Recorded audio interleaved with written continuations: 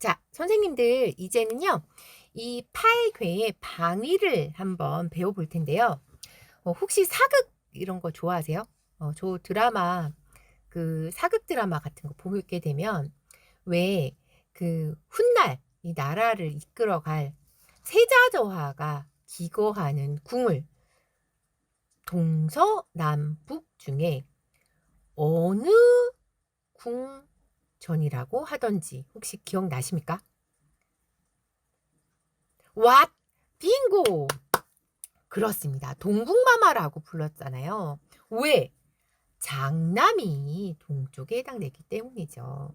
우리가 요걸 딱 보시고 아이고 선생님 장남이네요 하는 건 우리 선생님 바로 아시죠?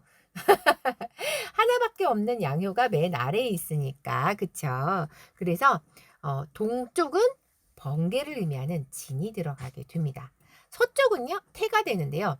그런 식으로 해서 동서남북이 들어가는데 남쪽은 따뜻하잖아요. 그래서 불을 의미하는 화가 들어가고요. 북쪽은 춥잖아요. 그래서 수를 의미하는 감이 들어갑니다. 자, 나머지도 한 번 더 보죠. 자, 그런데 선생님 그 팔기의 방위를 갖다가 뭐 어쩌라고요? 이러실 수 있잖아요. 자, 팔기의 방위를 일상생활에 어떻게 쓸 수 있는가? 지금부터 알려드리겠습니다. 자, 팔괘의 활용 방법인데요. 자, 아까 우리는 이 팔괘 방위와 팔괘 가족을 배웠습니다. 요 두 개를 합쳐가지고 여러분 주역 인테리어를 하실 수가 있어요. 자, 주역 인테리어 어떻게 하는지 여러분들에게 알려드릴게요. 오늘 이제 첫 시간에 주역을 배우시고 나서 바로 이용하실 수 있습니다. 자, 아까 우리가 방향과 가족을 다 배웠으니까 여기 요렇게 연결을 한번 시켜봤는데요. 자, 그 중에서 서남 방향의 어머니를 기억을 해주세요. 왜? 이 역학풍수 전문가 김민철 교수님이 이 만물상이라는 프로그램에 나오셔가지고요. 요 주역에 관련된, 요 방향에 관련된 내용을 알려주시는데 잠깐 우리 동영상을 보고 오도록 하겠습니다. 예. 지금 얘기하고 싶은 게 예. 이 거울 얘기를 좀 하려고. 예. 침대 부부방에 거울을 놓으면 네. 우리는 바람날 소지가 많다. 그래서 이게 거울 놓는 걸 금기시해요. 수도 오늘 있잖아요. 아버니까 거울 뭐 연구를 많이 그러네. 하시더라고요. 많이 특히 해놨어요. 안방만은 요거만큼은 네. 그냥 시트지로 가리셨으면 좋겠다. 아, 예, 예. 그리고 두 번째로는 여자 기운을 높이는 장소로. 맞아. 그게 뭐예요? 그거? 여자 기운을 높이는 그거, 장소로 그거, 잠깐 그거. 한번 네, 설명을 네, 드리겠습니다. 자, 궁금해. 일단 요 안방에서 정 가운데를 보시면 여기가 정 가운데입니다. 여기가 정 가운데요. 네. 그러면 서남 쪽이 여기예요. 서남 쪽이. 네. 서남 쪽이 네. 주역이라든지 우리 일반 역학에서 볼 때 뭐에 해당하냐면 여자 방에 해당합니다. 여자 방에. 그러니까 요 곳에다가 네. 우리가 흔히 얘기하는 이 장미, 빨간 장미 있잖아요. 네네. 하트 같은 거. 네네. 그런 걸 여기다가 좀 거시든지 아니면 본인의 그 예전에 이뻤던 추억의 그 얼굴. 네, 사진이요. 예전에 네. 상당한 미녀셨잖아요. 그 아유. 예전의 모습 이렇게 걸어놓으면 아, 그래요? 훨씬 기운이 업됩니다.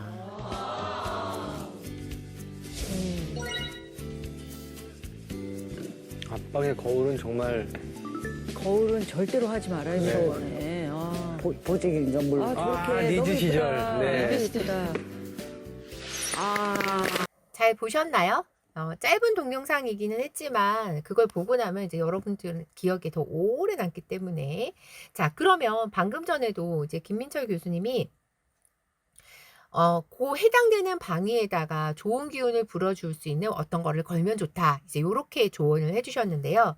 자, 여러분들이 이제 실제 집에서 풍수 인테리어를 어떻게 하는가, 어떻게 활용할 수 있는가 제가 이제 알려드릴 건데, 왜 이제 집들 중에 보면 벽면이 이렇게 딱 정사각형으로 이렇게 똑바르게 되어 있지 않은, 이제 이런 벽면 같은 경우에, 여기가 벽면이 기울었잖아요. 이렇게 되면 기운이 아무래도 깨질 수가 있기 때문에 그 기울어진 그 벽면이 어느 방향인가를 살펴보시는 겁니다. 만약에 그 방향이 동남쪽이라면 동남쪽에 해당되는 요 손괴에 관련된 뭐 괴를 직접 이쁘게 그려서 액자처럼 이렇게 걸으셔도 되고요. 아니면 지금 화면에 보이는 이건 그 사랑방이라는 곳에서 판매되는 건데요. 저거를 이제 이렇게 걸으셔도 되고, 뭐든 그 기운을 갖다가 좀 보완해 줄 수 있는 걸 이제 거는 거죠. 근데 만약에 기울어져 있는 게 북쪽이다.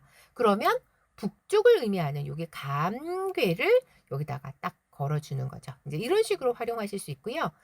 방뿐 아니라 욕실 같은 경우에도 이제 그 설계를 하다 보면 공간이 좁아서 욕실은 뭐 하루 종일 거기서 생활하고 이런 건 아니잖아요. 그러니까 잠깐 들어가는 공간인 욕실을 좀 구조를 좀 이제 이상하게 빼거나 이런 경우가 많은데, 예를 들어 반듯하지 못한 그 욕실의 벽면이 어느 방향인가를 이제 봐가지고 서쪽 방향이라면 그쵸, 태괴를 거기다 하나 걸어 놓으면 되겠죠. 꼭 뭐 돈 많이 들어가는 이런 거 아니어도요. 손으로 예쁘게 태괴를 그려가지고 코팅해서 이렇게 붙여놓는 것도 나름 이제 방법이 되지 않을까 생각해 봅니다. 자, 이렇게 공간이 애매한 요런데 동북쪽이라면 동북에 해당되는 간개를 이렇게 딱 걸어서 기운을 좀 보완을 시켜주는 거죠. 자, 다락방 같은 경우에도요, 이렇게 천정이 좁아지는 경우, 그런 다락방들 많잖아요. 그 기울어지는 벽면이 어느 방향인가를 보시고, 그게 만약에 서남 방향이다 한다면, 곤개를 걸어주시고, 만약에 동쪽 방향이다 라고 한다면, 진개를 걸어서 그 기운을 보강을 해주시는 겁니다. 별거 아니죠. 그래서 여러분, 이 주역을요, 여러분들 일상생활에 활용하는 방법, 진짜 쉽습니다. 그래서 이 주역 강의를 6주간 듣고 나서 여러분들 일상생활에 주역을 많이 활용하셨으면 좋겠어요. 이제 나중에 우리가 그 6단계 법칙을 배우고 나면 이 주역이라는 게 인생사를 다 담고 있잖아요. 내가 지금 겪고 있는 상황이 어떤 괴, 어느 상황인가, 이제 이것까지 볼 수 있는 이제 날이 오거든요. 그러면, 요거 다음 순서가 요렇게 되니까 내가 지금은 처세를 이렇게 해야 되겠구나. 이렇게 그 주역을 배우고 나면 활용할 수 있는 게 정말 많으니까, 여러분들이 배워서 정말 여러분들 삶에 잘 활용하셨으면 좋겠습니다. 자, 그러면 이제 괴의 구성에 대해서 배워보도록 할게요. 아까 태극기에 건곤감리가 있다라고 제가 말씀을 드렸는데요. 자, 건, 곤, 감, 리 뿐만 아니라 더 있습니다. 아까 8괴라고 했잖아요. 그래서 태, 진, 손, 간까지 총 8개, 8괴가 있는데요. 그 8괴가 상괴와 하괴로 만나게 됩니다. 그러면 조합이 8 곱하기 8, 88, 64. 그래서 주역괴가 64개가 있는 거예요. 자, 그러면 소성괴와 대성괴 알아보죠. 자, 소성괴는 아까 여러분들이 배우셨던 바로 그 8괴예요. 그걸 우리가 작게 만들어진 괴, 그런 의미로 소성괴라고 부르고요. 자, 대성괴는요, 그 소성괴를 서로 겹쳐서 이루어지는, 아까 제가 88, 64라고 했잖아요. 그래서 2개 겹쳐서 만들어진 이 괴를 대성괴라고 부릅니다. 자, 그래서 효를 아래서부터 벽돌 쌓듯이 하나 하나 하나 위로 올려갑니다. 자, 양효, 양효, 양효, 요렇게 3개가 만나서 그쵸, 소성괴 하나가 만들어졌죠. 아래에 있기 때문에 하괴라고 부르고요. 또 다시 벽돌을 쌓아갑니다. 양, 양. 자, 3개가 모여서 또 소성괴가 만들어지죠. 위에 있기 때문에 상괴라고 합니다. 자, 아래쪽에 있는 걸 내괴, 위에 있는 걸 외괴라고 부르는데요. 왜냐하면 밑에서부터 차곡차곡 쌓아서 바깥으로 나갔기 때문에 아래를 내괴, 위에를 외괴 이렇게 불러요. 자, 그러면 아래에 있는 내괴는요, 요런 의미를 가지고 있고 위에 있는 외괴는 요런 의미를 가지고 있습니다. 자, 시간순으로 아까 밑에서부터 순서대로 이렇게 쌓아 올라갔잖아요. 그래서 시간순을 따질 때는 아래가 항상 먼저예요. 그래서 오전, 오후, 선천, 후천. 자, 공간을 따질 때도 밑에서부터 위로 쌓아갔기 때문에 밑에가 안, 위에가 박 이렇게 되는 거죠. 자, 밑에가 생장, 위에가 쇠퇴, 아래가 창조, 위에가 해체, 밑에가 주, 밖에는 객, 아래가 나라면 바깥쪽이 상대방, 이런 식으로 안쪽과 바깥쪽을 구분해서 하계와 상계의 의미를 이렇게 다르게 보고 있습니다. 이 내용은 출처가 대산주역 강의 상경 30쪽에 나와 있는 내용입니다. 자, 이건 이제 대유학당에 있는 그 책에서 제가 사진을 찍어 왔는데요. 참 재미난 사실이 있어서 여기 보시면 아래에서부터 위에까지 6개의 효를 이제 가족에도 빗대어서 넣고 동물에도 넣고 인간에도 넣고 뭐 사회에도 넣고 이렇게 넣어놨는데 여기 연령을 보시면 10, 20, 30, 40, 50, 60. 헉! 선생님! 아니 60이면 청춘이지. 그럼 60 이상 살면 어떻게 되는 거예요? 하실 수 있잖아요. 최근에 나온 책을 보시면 연령대가 바뀌었습니다. 선생님 100세 시대에 90은 너무 작잖아요. 지금 그 생각하셨죠? 자, 여러분 이거는요. 6개의 단계로 나눴을 뿐이기 때문에 시대가 흘러가면 흘러갈수록 저희가 평균 수명이 늘어나잖아요. 그렇게 되면 나중에는 지금은 이제 90으로 되어 있지만 나중에는 단위가 이제 더 커지겠죠. 지금은 보시면 15, 30 이렇게 15년 단위로 나눠놨는데 좀 더 있으면 20년 단위로 나눠서 20, 40, 60, 80, 100, 120까지 살 수 있도록 그렇게 또 바뀌어서 책자가 나오겠죠.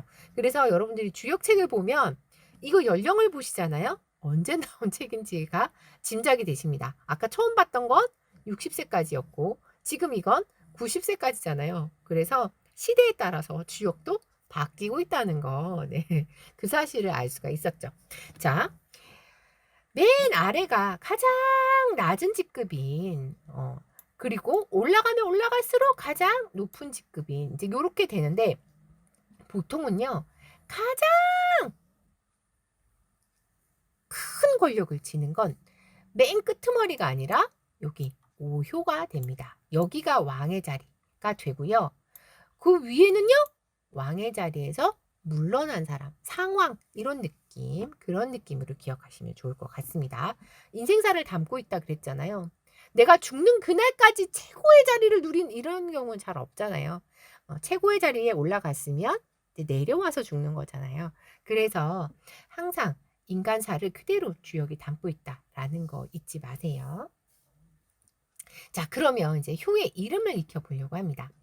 자, 아까 하늘은 예전에는 이렇게 짧게 되어 있었지만 지금은 길게 짝대기 하나로 긋는다 그랬죠. 그래서 1과 3이 동일한 의미로 기억하시면 될 것 같고요. 땅은 2가 됩니다. 그때나 지금이나 두 개로 나뉘어져 있어요. 자, 그래서 예전에는요. 자, 효가 3개가 쌓아진다 그랬죠. 그래서 옛날에는 이렇게 그렸을 거 아니에요. 그래서 3 더하기 3 더하기 3은 9. 양은 숫자 9로 나타내고요. 2 더하기 2 더하기 2는 6. 그래서 음은 숫자 6으로 나타냅니다. 그래서 여러분들이 주역책을 보다 보면 9하고 6이 자꾸 붙는데 양은 9가 붙고 음은 6이 붙는 이유가 이래서 그런 거예요. 자, 그래서 이제 효의 이름을 붙일 때 왼쪽에다가 양효니까 9를 붙이면 되겠죠. 91, 92, 93, 94, 95, 96 이렇게 붙이면 참 좋겠지만 맨 위는 상구, 맨 아래는 초구 이렇게 따로 부릅니다. 자, 음으로 되어 있는 것도 마찬가지. 맨 아래는 초육, 맨 위에는 상육이라고 불러서 1과 6을 쓰지 않아요. 굳이 초와 상이라는 단어를 따로 쓰고 있습니다. 왜 그럴까? 왜냐면 제가 아까 그랬잖아요. 괴 하나하나가 독립된 우주고 하나의 사회를 나타낸다고. 그래서요. 그런 의미를 담기 위해서 하나의 괴가 독립되어 있고 완전한 소우주다라는 걸 표현하기 위해서 따로 그렇게 초상이라는 용어를 쓰고 있습니다. 자, 그러면 효명을 한번 지금부터 익혀보겠습니다. 왼쪽 맨 아래는 뭐라고 불러야 될까요? 자, 채팅창에 한번 남겨볼까요? 일단 양인지 음인지부터 구분을 해야 될 테고 양이라면 9, 음이라면 6이 들어가겠죠. 자, 왼쪽 맨 아래는요. 초9가 됩니다. 자, 두 번째는요. 음이니까 6이 들어가야 될 테고 두 번째니까 2가 들어가겠죠. 그래서 6, 2가 됩니다. 자, 그렇다면 여기서 문제. 세 번째인 여기는 효명을 뭐라고 부를까요? 채팅창을 째려보고 있겠습니다.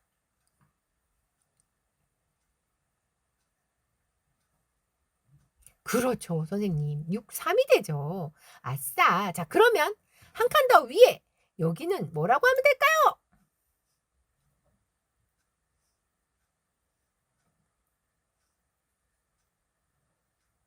그렇죠. 고민할 필요가 없죠. 순서대로 올라가면 되니까요.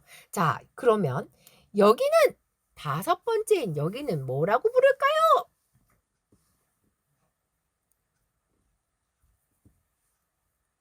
음에서 양으로 바뀌었습니다. 네, 9, 5가 됩니다. 자, 이제 난이도 훅 올라갑니다. 맨 위에 여기는 뭐라고 불러야 될까요? 야, 놀랍습니다. 세상에 이거를 풀어주시네요. 그렇습니다. 상육이라고 부릅니다. 근데 저도 예전에 이거 그 효명 외울 때 그 생각을 했었거든요. 아니, 하나의 우주라서 초하고 상을 붙이는 것까지는 오케이. 내가 그것까지는 인정할게. 아, 그런데 왜 순서까지 바꾸는 거야? 어? 아니, 초를 붙여도 6초, 62, 63, 64, 65 그렇게 하고 마지막에 육상 이러면 안 돼? 저도 그 생각했었는데 선생님 이게 지역을 제가 만든 게 아니어서 네. 굳이 그냥 똑같이 가면 조금 눈에 안 띈다고 생각을 해서 그랬는지 굳이 이렇게 또 바꿔서 부른다는 거. 그래서 초하고 상은 꼭 앞에 붙이더라는 거. 네, 그거를 좀 기억해 주시면 좋을 것 같아요. 안타깝습니다. 제가 만들었으면 그렇게 안 만들었을 텐데. 너무 역사가 오래된지라. 네, 제가 어떻게 할 수가 없네요. 자, 그렇다면 오른쪽에 있는 것도 한번 풀어보도록 하겠습니다. 자, 맨 아래 여기는 뭐라고 부르면 좋을까요?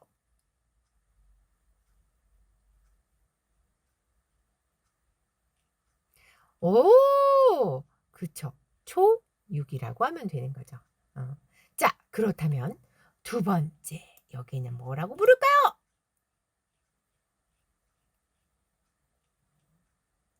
그렇죠. 9이. 자, 그렇다면 세 번째는? 그렇죠. 93. 여기는요? 네 번째. 그렇죠. 94. 시나 막 이러면서. 자, 그런데 위기가 옵니다. 아, 음효로 바뀌었습니다. 뭐가 될까요? 야, 당황하지 않고 65라고. 와, 잘하셨습니다. 자, 난이도 훅 올라갑니다. 맨 마지막 어떻게 해야 될까요?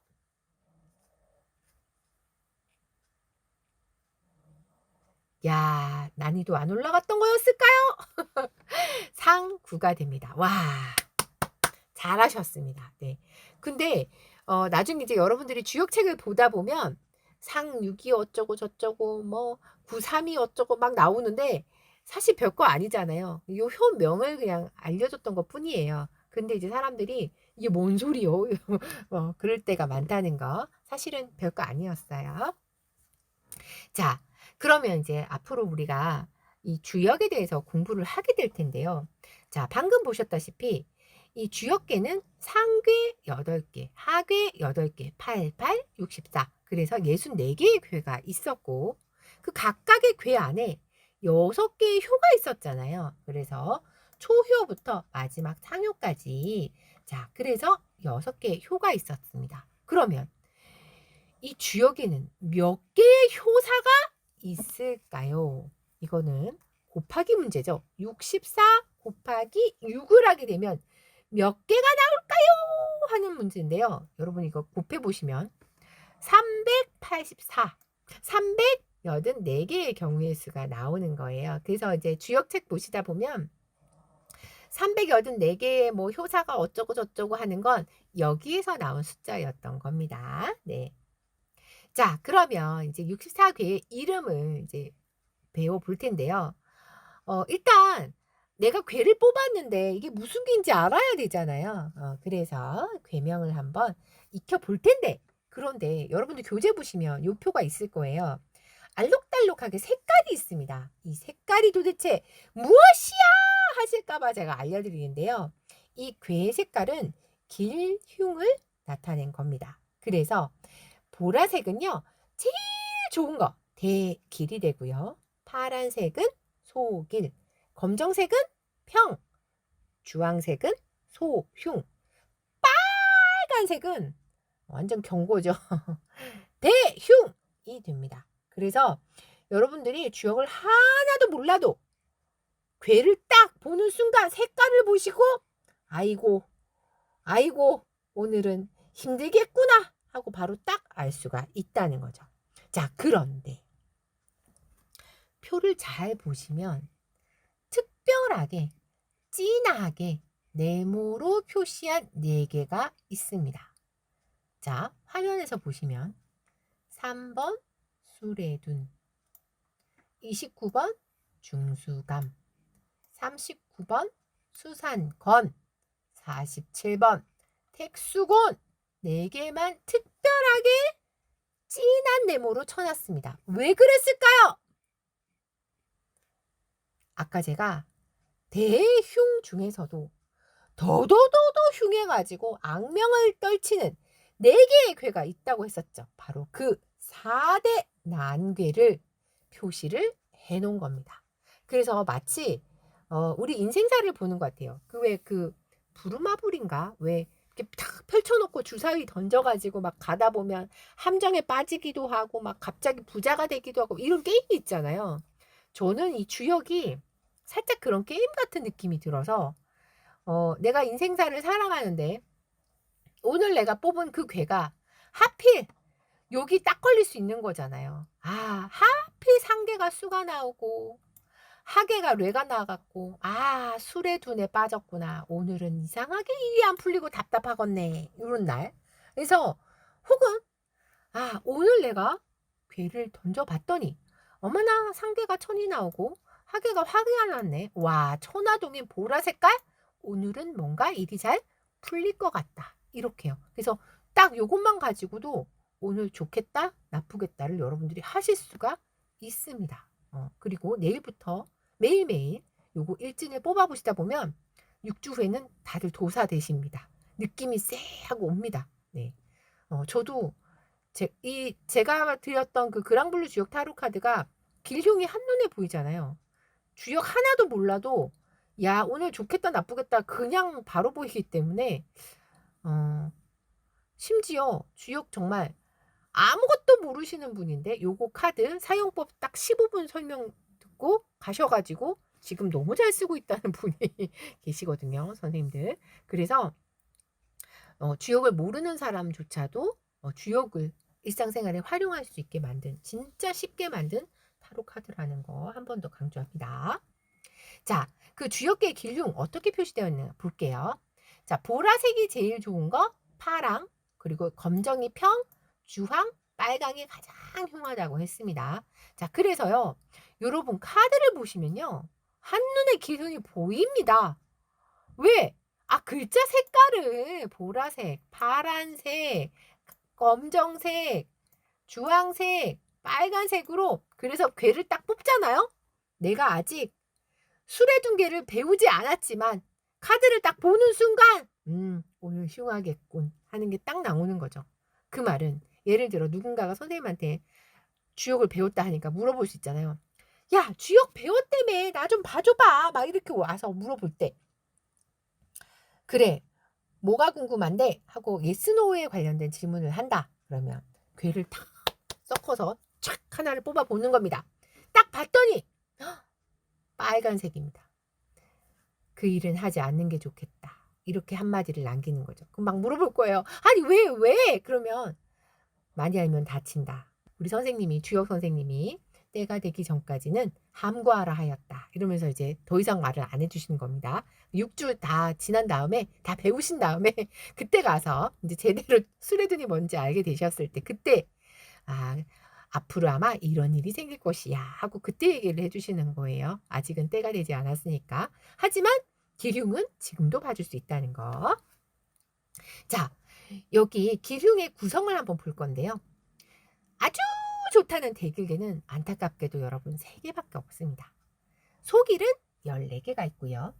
평은 30개가 있습니다. 소흉은 5개. 그런데 대흉은 12개나 있습니다. 선생님! 이거 불공평한 거 아닙니까? 왜 대흉을 12개나? 하시겠지만 선생님 이거 인생사를 제가 그대로 담고 있다 그랬잖아요. 실제 우리가 인생을 살아보다 보면 어머 좋아 죽겠어 하는 날은 진짜 제가 한 반 평생 사는 것 같은데 손에 꼽히거든요 진짜 그런 날은. 그런데 진짜 힘들어 죽겠다 진짜 눈물 난다 막 소주 한잔 하고 싶다 이런 날은 진짜 많거든요. 인생사를 그대로 담고 있는 것 같다는 생각이 많이 듭니다. 그리고 또 선생님들 잘 보시면요. 길한 거 합치면 17개. 아까 대일 3개, 소길 14개였잖아요. 자, 흉한 것도 소흉 5개, 대흉 12개니까 흉한 것도 합치면 17개. 어쨌든 간에 놀랍게도 음양의 조화는 되더라. 진짜 우리 인생사를 그대로 닮은 게 아닌가 그런 생각이 듭니다. 자, 어쨌든 제가 아까 요 추가덱 버리지 말라 그랬죠. 여러분들이 만약에 괴를 뽑았는데 어머나 교재를 안 가져왔네. 당황하지 않고 여러분 추가덱은 되게 얇고 조그맣잖아요. 지갑에 넣어 다니시면서 그때그때 보시는 겁니다. 여기 지금 대길개, 소길개, 평, 소흉, 대흉 그리고 아주 흉하다는 4대 단계까지 다 표시가 되어 있으니까 그래서 가지고 다니시면서 길흉을 익히시면 될 것 같습니다. 자, 그런데 표를 보시면 따단! 어마! 선생님 가로 세로 똑같은 거 어떡하나요? 당황하지 않고 이럴 때는요. 보시면 택과 택이 만나는 택택, 화와 화가 만나는 화화, 레와 레가 만나는 레레 이럴 때 당황하지 않고 선생님 이럴 때는요. 중자를 붙여요. 거듭 중자라고 부르는데요. 중 이런 식으로 이제 두 개가 겹쳐질 때는 그렇게 부릅니다. 그래서 천이 겹쳐지면 중천건, 택이 겹쳐지면 중택택, 화가 겹쳐지면 중화리 이런 식으로 중래진, 중풍손, 중수감, 중상간, 중지곤 이런 식으로 중자를 붙여서 부르시면 됩니다. 자, 그러면 이제 괴명 찾기를 해볼 거예요. 자, 맨 아래에서부터 효를 하나하나 쌓아갑니다. 자, 양 해서 아래쪽에 하계가 완성되고 자, 또 쌓아보죠. 양 해서 위쪽에 상계가 완성되었습니다. 자, 그러면 여러분들 교재에 있는 이 표에서 하계가 어디로 가나 상계 어디로 가나를 이제 찾으시는데요. 자, 하괴라고 밑에 있으니까 하계죠. 하계라고 되어 있는 여기에서 양이 3개인 건 천이잖아요. 천을 찾고 그 다음에 상계라고 되어 있는 여기에서 화죠. 화를 찾습니다. 자, 그러면 만나는 그곳에 14번 화천대유 이런 식으로 해서 괴명을 찾으시는 거예요. 자, 그럼 지금부터 괴명 찾기 연습을 한번 해보겠습니다. 자, 아래쪽에 있는 게 하괴, 위에 있는 게 상괴죠. 자, 그렇다면 요 괴는 어떤 괴일까요? 한글로 다 쓰려면 시간 걸리니까 그 괴 번호 있잖아요. 여기 보시면 1, 43, 14 이렇게 번호 있잖아요. 번호를 채팅창에 남겨보시겠습니다. 와, 선생님 대단하세요. 벌써 야, 이 속도를 보라.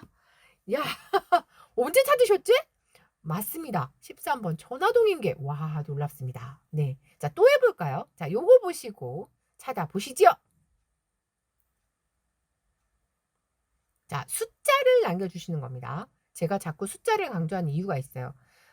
다른 주역 강의 하시는 분들은 저처럼 이렇게 번호랑 괴 번호하고 괴명을 같이 외우라고 하지 않는데 저는 같이 외우라고 합니다. 왜냐면 여러분들이 괴 번호를 아시잖아요. 일상생활에서 활용하기가 훨씬 쉬워집니다. 예를 들어 내가 지금 어떤 결정을 해야 되는데 어떻게 해야 되지 하고 고민되는 와중에 버스 타고 지나가는데 옆에 간판이 보여요. 그 간판의 숫자를 보고 이렇게 하라고 그 괴가 나한테 답을 줄 수 있거든요. 그래서 숫자를 아시면 훨씬 더 일상생활의 주역을 활용하기가 쉬워집니다. 그 와중에 11번 지천태라고 한 분도 틀리지 않고 잘하셨습니다. 좋습니다. 자, 그러면 문제를 한번 난이도를 높여봅니다. 자, 상계와 하계가 바뀌면 어떤 괴가 될까요? 이번에도 번호로 남겨보겠습니다.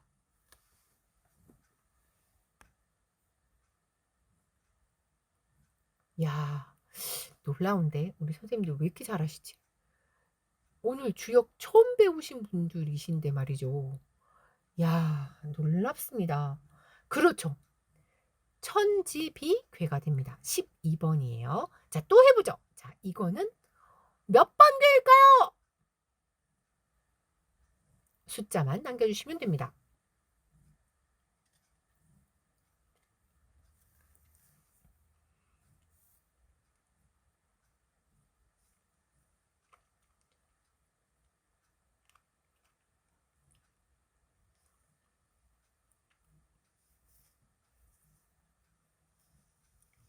자, 좋습니다. 아래쪽이 하괴, 위에가 상괴가 되는 거죠.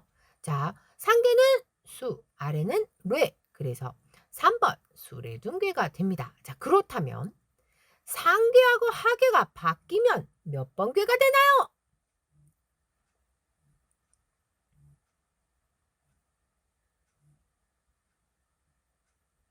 와, 선생님 속도가 놀랍습니다. 와, 그렇죠.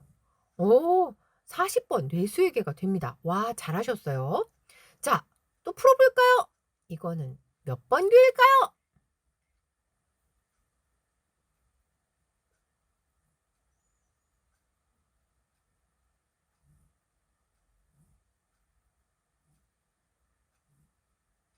오, 좋습니다. 자, 아래쪽에 하계, 위에 상계. 그래서 63번 수화 기재괴가 됩니다. 자, 그렇다면 상계와 하계가 바뀌면 몇 번이 될까요?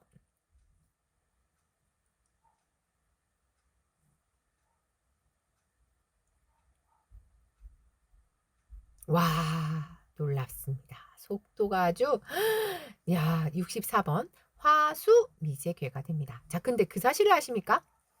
자, 여기 우리가 상계에서 하계로 수화 이렇게 순서대로 읽잖아요. 수화 순서대로 읽는데 상하계가 바뀌었다는 얘기는 수화가 아니라 화수가 된다는 얘기죠. 네, 이게 나중에 여러분들이 배우시게 될 병계 중에 하나인데요. 미리 복선만 깔고 넘어갑니다. 나중에 병계할 때 다시 상세히 알려드릴게요. 아까 우리가 태극기에서 건, 곤, 감, 리를 배웠는데요.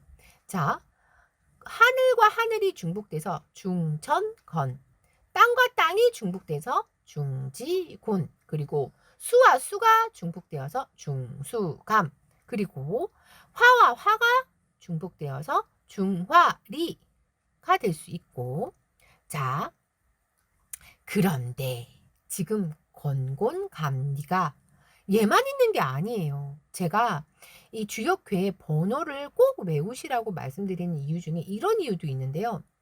수산건도 있고요. 택수곤도 있고요. 천택리도 있어요. 그래서 예를 들어 여러분들이 몇 번 무슨 괴 하고 말을 하지 않고 건괴가 어쩌고 저쩌고 이러면 그게 중천건괴야 수산건괴야 헷갈릴 수도 있다는 거죠. 그래서 저는 꼭 앞에 번호까지 같이 외워주세요 하고 여러분들에게 말씀을 드립니다. 그리고 아까도 말씀드렸지만 괴 번호를 아셔야 일상생활의 주역을 활용하기가 훨씬 쉬워진다는 거. 자, 그러면 어떻게 하면 더 쉽게 괴명을 외울 것인가? 여러분들에게 꿀팁을 드릴 건데요. 요즘 다들 핸드폰에 녹음 기능 있잖아요. 그 녹음 기능을 틀어놓으시고 1번 중천건, 2번 중지곤 이런 식으로 여러분들이 1번부터 64번까지 녹음을 하시는 겁니다. 근데 해보시면 시간이 오래 걸리지 않아요. 한 3, 4분이면 충분히 64개를 다 녹음하고도 남거든요, 시간이. 그래서 그걸 녹음하신 다음에 수시로 듣고 다니시는 겁니다. 운전할 때도 듣고 설거지할 때도 듣고 그러다 보면 어느 순간 딱 번호를 보는 순간 무슨 괴가 그냥 바로 딱 연결되어서 나오거든요. 네, 그렇게 해서 외우시면 좋고요. 또 한 가지 방법. 아침에 운전해서 출근하실 때 앞차 번호가 보이잖아요. 예를 들어 11번이 보여. 아, 11번 무슨 괴지? 아, 맞다. 11번 지천태지. 이런 식으로 어떤 숫자를 보면 괴로 돌려서 계속 연습을 하시는 거예요. 네, 그리고 더 중요한 건 이제 내일부터 여러분들한테 숙제가 나갈 거잖아요. 주역으로 일진을 매일 뽑아 보시는 겁니다. 카드로 하시던 주사위로 하시던 뭐든 여러분들이 내키는 대로 뽑아 보시는 겁니다. 그렇게 해서 매일 주역을 쓰다 보면은 6주 후엔 다 도사되세요. 진짜로. 네. 그런데 여기서 제가 하나 여쭤봅니다. 제가 녹음을 해서 듣고 다니세요 하고 얘기를 했더니 이제 어떤 분인지 이런 얘기를 하시는 거죠. 선생님, 제 목소리 제가 도저히 못 듣겠어요. 아, 정말 소름 끼쳐요. 못 듣겠어요. 막 이런 분들이 계셔가지고 그래서 혹여나 하는 마음에 한번 물어봅니다. 선생님, 정 힘드시면 제가 그동안 그런 수강생들을 위해서 녹음해 놓은 자료가 있는데 그걸 보내드릴까요? 반응이 뜨거우면 보내드리고 뜨겁지 않으면 안 보내드리는 걸로. 네, 뜨거울 수밖에 없도록 막 유도를 합니다. 네. 아, 네. 네네. 충분합니다. 충분합니다. 네. 그 정도면 알겠어요. 네. 알겠습니다. 그러면 이번에도 단톡방으로 낭낭한 저의 목소리로 녹음한 녹음 자료를 보내드릴 테니까 별로 길지 않아요. 저는 1번부터 64번까지 순서대로 갔다가 64번부터 1번으로 또 거꾸로 갔다가 이렇게 해가지고 녹음을 해놨거든요. 그래서 들어보시면서 열심히 공부하시는 걸로 하겠습니다. 좋습니다. 자, 어쨌든 중요한 건 이거죠. 64괴의 번호까지 꼭 외우셔야 된다. 근데 여러분 뒤에 그 내용이 나오겠지만 이걸 알아야 하는 이유가 있어요. 나중에 이 효를 계산할 때 몇 번 괴인지 알아야지만 계산이 되거든요. 에? 뭔 소리야?